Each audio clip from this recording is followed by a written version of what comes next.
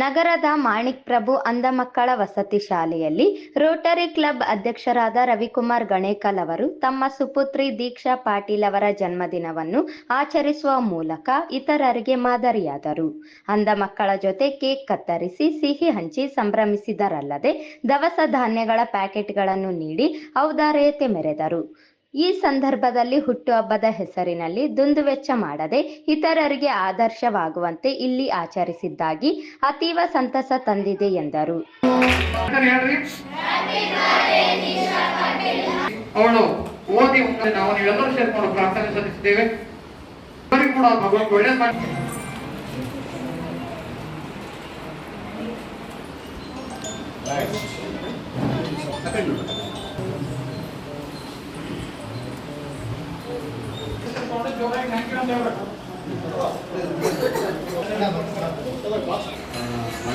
ಶಾಲೆಯ ವಿದ್ಯಾರ್ಥಿಗಳ ಜೊತೆಗೆ ಹಂಚಿಕೊಂಡಿರುವುದು ತುಂಬ ಖುಷಿಯ ಸಮಾಚಾರ.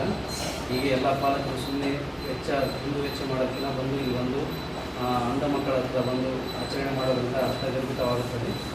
ಹಾಗಾಗಿ ನಮ್ಮ ರೋಟರಿ ಕ್ಲಬ್ಬು ಯಾವಾಗಲೂ ನಿಮ್ಮ ವಿದ್ಯಾರ್ಥಿಗಳ ಜೊತೆಗೆ ಇರ್ತೀವಿ ಅಂತೇಳಿ ಹೇಳುತ್ತಾ, ರೋಟರಿ ಕ್ಲಬ್ ಏನೇ ಕೇಳಿದ್ರು ಸಹಾಯ ಮಾಡೋಕ್ಕೆ ನಾವು ಸಿದ್ಧರಿದ್ದೀವಿ ಅಂತ ಹೇಳುತ್ತಾ ನನ್ನ ಮಗಳ ಆಚರಣೆಯನ್ನು ಇಲ್ಲಿ ಮಾಡುತ್ತಾ ಎನ್ ಶಿವಶಂಕರ್ ವಕೀಲ್ ಮಾತನಾಡಿ, ಹುಟ್ಟುಹಬ್ಬ, ಮದುವೆ ವಾರ್ಷಿಕೋತ್ಸವದಂತಹ ಸಂದರ್ಭದಲ್ಲಿ ಇತರರ ಜೊತೆಗೂ ಸಂತೋಷ ಹಂಚಿಕೊಳ್ಳುವುದು, ಸಮಾನ ಭಾವದಿಂದ ಭೋಜನ ಮಾಡುವುದು, ಕೊಡುಗೆ ದೇಣಿಗೆ ಕೊಡುವುದು ದೊಡ್ಡ ಮನಸ್ಸಿನ ಪ್ರತೀಕ ಎಂದರು.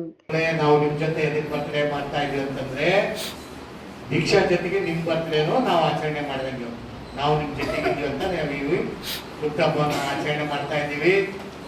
ದೀಕ್ಷಾದ ಬರ್ತ್ಡೇ ನಾವು ಯಾಕೆ ಇಲ್ಲಿ ಮಾಡ್ತಾ ಇದೀವಿ ಅಂತಂದ್ರೆ, ಇಂದಿನ ಹುಟ್ಟುಹಬ್ಬಗಳು ಕೆಲವರು ಆಚರಣೆ ಮಾಡ್ತಾ ಇದ್ದಾರೆ. ನೀವೆಲ್ಲ ನೋಡ್ತಾ ಇದ್ದೀರಿ ಮಾಧ್ಯಮಗಳಲ್ಲಿ ಯಾವ ರೀತಿ ಆಚರಣೆ ಮಾಡ್ತಾರೆ. ಆದರೆ ಹುಟ್ಟುಹಬ್ಬವನ್ನ ಅರ್ಥಪೂರ್ಣವಾಗಿ ಆಚರಣೆ ಮಾಡ್ಕೊಳ್ಬೇಕಂತಂದ್ರೆ ನಾವು ಇಂಥ ಶಾಲೆಗಳಿಗೆ ಮತ್ತು ಬಡ ಮಕ್ಕಳಿಗೆ ಮತ್ತು ಅವಶ್ಯಕತೆ ಇರುವಂತಹ ಮಕ್ಕಳಿಗೆ ನಾವು ಸಹಾಯ ಮಾಡುವ ಮೂಲಕ ನಾವು ಈ ಹುಟ್ಟುಹಬ್ಬವನ್ನು ಆಚರಣೆ ಮಾಡಿಕೊಂಡ್ರೆ ಅರ್ಥವಾಗಿರುತ್ತೆ ಅಂತ ಹೇಳ್ತಾ, ಇವತ್ತು ನಮ್ಮ ದೀಕ್ಷಾ ಇವತ್ತು ರೋಟರಿ ಕ್ಲಬ್ ಅಧ್ಯಕ್ಷರು ನಾವು ಬರ್ತ್ಡೇ ಎದಕ್ಕೆ ಮಾಡ್ತಾ ಇದ್ವಿ ಅಂದ್ರೆ, ನಾವು ನಿಮ್ಮ ಜೊತೆಗೆ ಆಚರಣೆ ಜೊತೆಗೆ ಈ ಸಂಸ್ಥೆಗೆ ನಮ್ಮ ರೋಟರಿ ಕಡೆಯುವ ಸಂಸ್ಥೆಯಿಂದ ನಾವು ಇವತ್ತು ಒಂದು ಅಕ್ಕಿಯನ್ನು ನಾವು ದಾನ ಮಾಡುವಂತ ವ್ಯವಸ್ಥೆಯನ್ನು ನಾವು ಮಾಡಿದ್ವಿ. ಅದರ ಅಧ್ಯಕ್ಷರು ಮಾಡ್ತಾ ಇದ್ದಾರೆ.